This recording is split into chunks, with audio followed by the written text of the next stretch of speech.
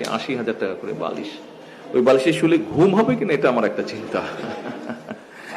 তো গত দুদিন আগে থেকে পুলিশ সপ্তাহ ছিল এবং গতকাল বিভিন্ন এসপি ডিআইজি যারা আছেন, পুলিশের যারা ঊর্ধ্বতন আছেন, তাদের সাথে আমার একটা মত বিনিময় ছিল।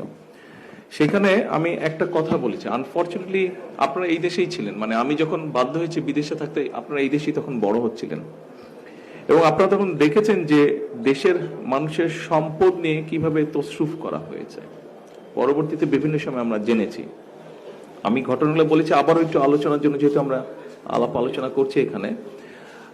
আমরা দেখেছি যে বাংলাদেশে কিছুদিন আগে গত এক যুগ, মানে বিশেষ করে 2008 সালের পর থেকে অনেক বড় বড় প্রজেক্ট হয়েছে।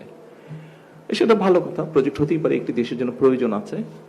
কিন্তু সবচেয়ে আনফর্চুনেট যেটা ব্যাপার হলো, যেমন রূপপুর যেটা হয়েছে নিউক্লিয়ার পাওয়ার, আপনি হয়তো ভাবতে পারেন যে আপনার এই সিটের সাথে এটার কি সম্পর্ক আছে, আমি সেখানে আসছি। রূপপুর পাওয়ার আপনারাও জানেন, অনেকেই হয়তো জানেন, সবাই না জানলে, যে আমাদের পার্শ্ববর্তী দেশ ইন্ডিয়াতে সিমিলার সর্ট অফ একটা পাওয়ার স্টেশন হয়েছে। খুব সম্ভবত তারা এবার 14,000 কোটি টাকা, কি 14 থেকে 15,000 কোটি টাকার মধ্যে সেটা করেছে তারা।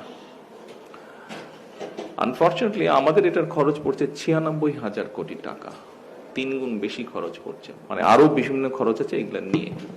এখন আপনি চিন্তা করে দেখেন, এই টাকাটা কিন্তু আপনারা যারা এখানে উপস্থিত আছেন, আমরা যারা এখানে সকলে এই ঘরে উপস্থিত আছি, প্রত্যেকটা মানুষের কাঁধের উপরে কিন্তু এই বোঝাটা এসে পড়েছে। পত্রিকা আমরা বিভিন্ন নিউজ দেখেছি 5 তারিখের পরে, যে এটার টাকা কোথায় গেছে, কি হয়েছে, বাড়তি টাকা। সেটার বালিশ কেনা হয়েছে, এই গল্প কয়েকদিন ধরে পত্রিকায় আসছে, দেখেছি ৮০,০০০ টাকা করে বালিশ। ওই বালিশে শুলে ঘুম হবে কিনা এটা আমার একটা চিন্তা। তো ৮০,০০০ টাকা বালিশের দাম। আমি ঢাকা এসে পরে বালিশ কেনা হয়নি, বিকজ আমি যে বালিশটা, আমার একটা বালিশের প্রবলেম আছে, আমার বালিশই আমার হতে হবে। আমি লন্ডনে যেটা ব্যবহার করতাম ওটার সাথে করে নিয়ে এসেছি, তো বালিশ আমি কিনিনি ঢাকায়। তবে ১,৫০০-২,০০০ টাকার বেশি নিশ্চয়ই হবে না, শিমুল তুলা হোক বা যেরকম হোক, ১,৫০০-২,০০০-৩,০০০ টাকা ম্যাক্সিমাম হতে পারে, একটু সুন্দর টুন্দর করে বানালে। ১২00-১৩00 টাকা, ওকে ফাইন, ১২00, তাহলে তো আরো কম। সেখানে ৮০,০০০ টাকা দিয়ে বালিশ, এই ৮০,০০০ টাকা ভার কিন্তু আমাদেরকে বইতে হচ্ছে। আমরা দেখেছি ইন্টারিম গভর্নমেন্টের সময় তারা একটা হোয়াইট পেপার তৈরি করেছিল, এই হোয়াইট পেপারে বলেছিল বছরে $16 বিলিয়ন এই দেশ থেকে পাচার হয়ে গেছে। Just think about it, $16 billion. এই $16 বিলিয়ন যদি দেশে থাকতো প্রতি বছর, আমরা কিন্তু আপনার এই সিটের সমস্যার সমাধান করতে পারতাম। সেটা লাইব্রেরিতে হোক, সেটা আপনাদের আবাসনের সমস্যাই হোক, সেটা আপনাদের হলে যারা থাকেন তাদের খাবার সমস্যা, অনেকাংশেই আমরা করতে পারতাম। সো প্রতি বছর যদি আপনি 10 বছর ধরেও $16 বিলিয়ন পাচার ধরেন, তাহলে 10 বছরে কত বিলিয়ন ডলার পাচার হয়ে গিয়েছে। অনেকে একটা কথা বলে, আল বি ভেরি ফ্র্যাঙ্ক কিছু ব্যাপারে আপনাদের সাথে, অনেকে একটা কথা বলে যে হ্যাঁ আমরা একদম জিরো টলারেন্স দুর্নীতিতে।